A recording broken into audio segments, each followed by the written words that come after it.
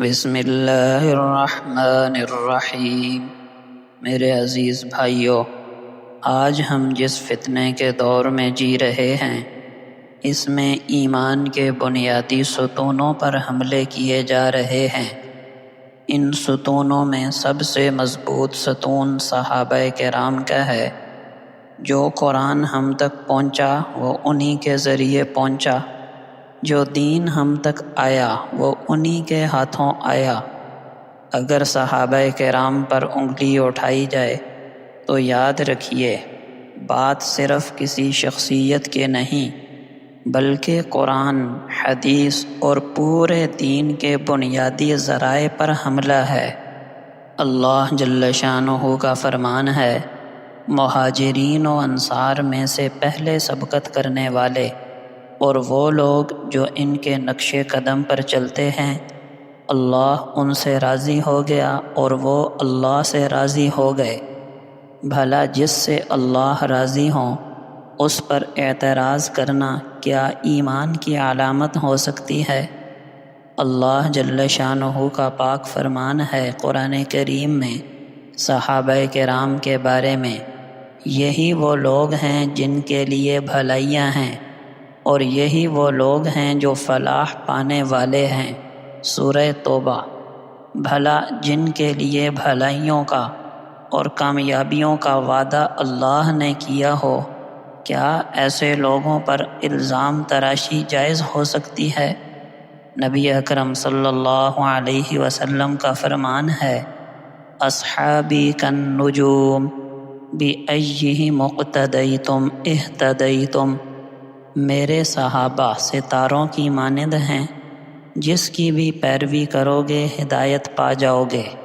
بھلا اگر کوئی ستارے پر تان کرنے لگے تو ہدایت کہاں سے آئے گی؟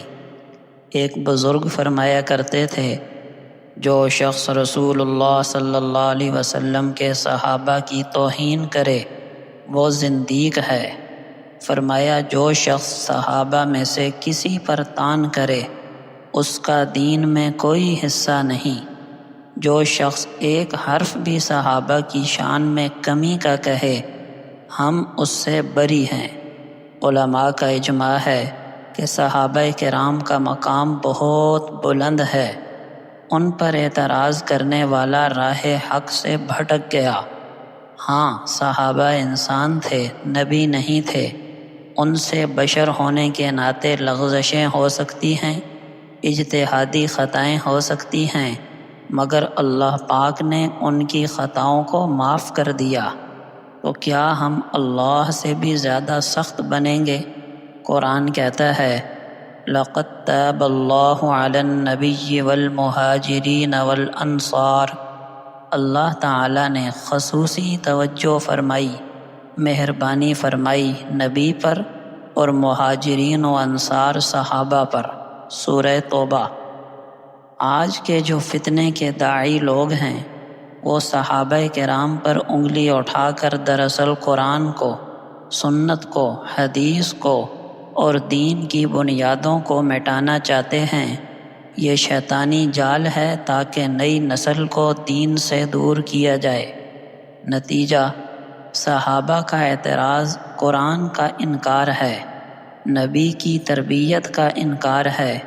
ایسا شخص براہ راست قرآن و سنت کے پورے نظام پر حملہ آور ہے۔